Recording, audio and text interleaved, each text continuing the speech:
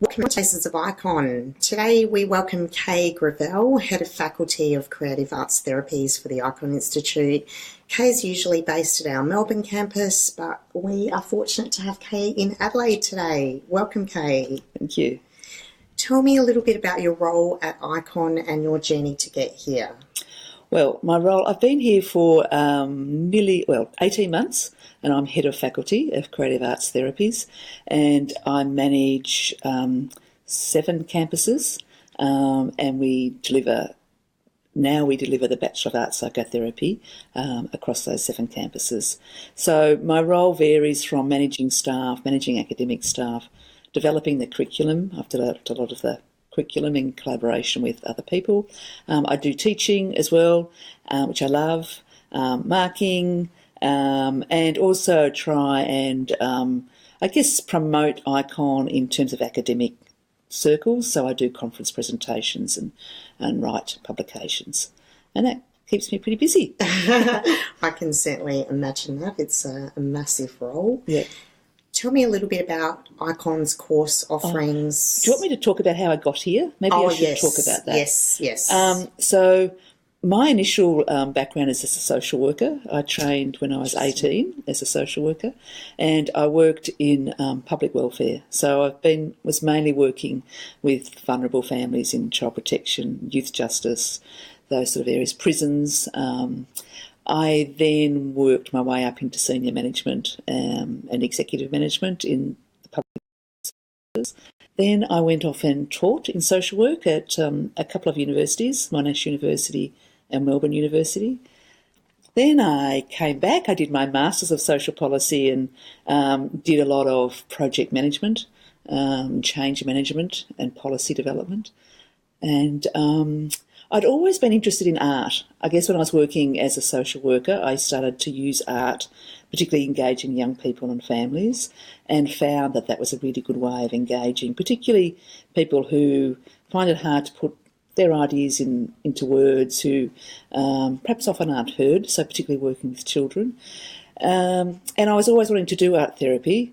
I then came to Melbourne. I was living in the country, in Victoria, in regional Victoria, and I came to Melbourne about 15 years ago, and I was working had my own consultancy, and I was working, developing a lot of programs and doing evaluations of programs. And I can remember one day I was evaluating a youth program, and they were doing fantastic things with young people, doing graffiti art and hip-hop music, and I thought, this is what I want to be doing. I don't want to be evaluating it, I want to actually be doing it. Mm-hmm. So that day I went and enrolled myself in the grad dip at MyCat, which is a Melbourne-based institution, a grad dip in creative arts therapy. I then did my Masters. I then started teaching and was CEO of MyCat Institute for 2 years, and then I did my doctorate.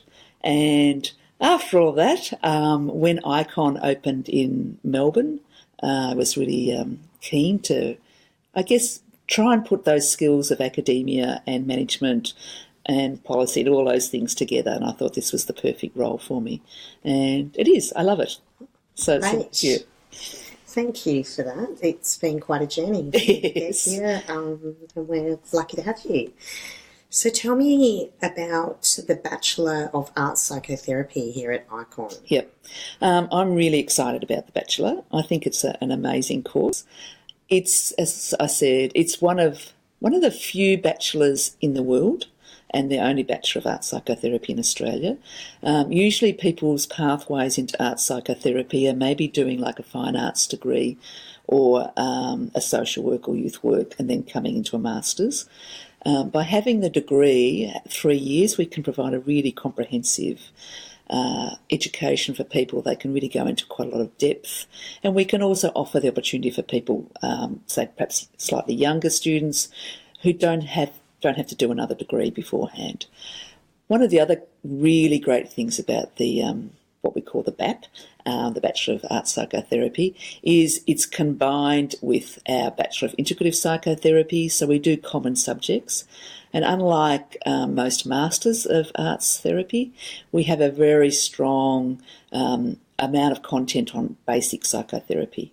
So I think that gives us a real advantage over someone who might want to just do a master's in arts therapy. We do it over trimesters, and partly we do that so that the study load is not as high. Typical universities, you do 4 subjects a semester. So we do 3 a trimester, and the way we've scheduled our art psychotherapy is that they're studying two subjects at any time. So it means that they've got more time to process what's going on, because being involved in art psychotherapy, it's educational, but it's transformational educational. You actually really change the person that you are. And we teach very good therapeutic skills, but also life skills around how to be present to people, how to listen to people, how to know yourself.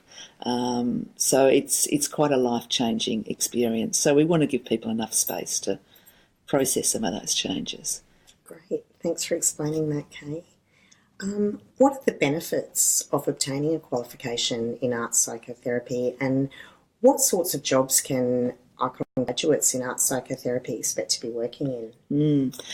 It's a good question. I think there's real benefits of having a degree, because it means that people can be eligible to work in a whole range of opportunities, things like in the public service, community services, human services, those sort of jobs that often are looking for a relevant degree. They might be mainly employing social workers, but arts psychotherapists will move into those positions as well. It's very broad. It's a growing profession in some ways, and there's not a lot of jobs that you'll see that are arts psychotherapy or arts therapist. The ones that are advertised as arts therapists are usually in hospitals, palliative care, mental health, alcohol and other drugs, and increasingly trauma work, and increasingly schools. But a lot of our graduates start to make their own work.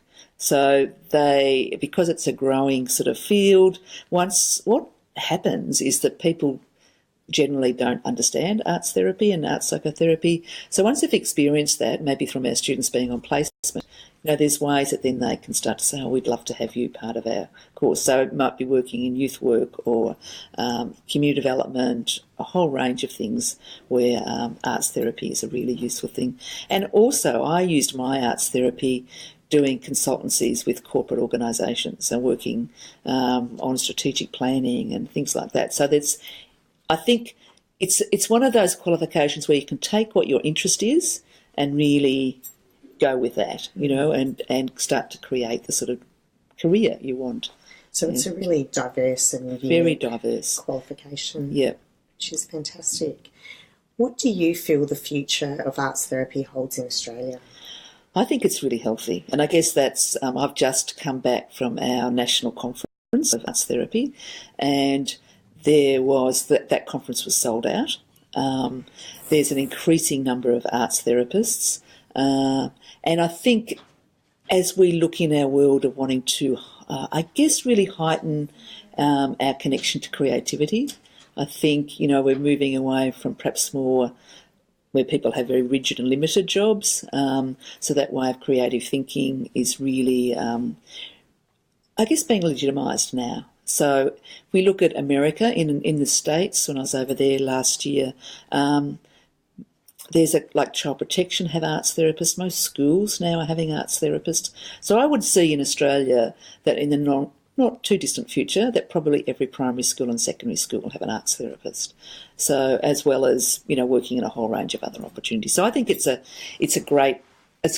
great potential to grow. Yeah.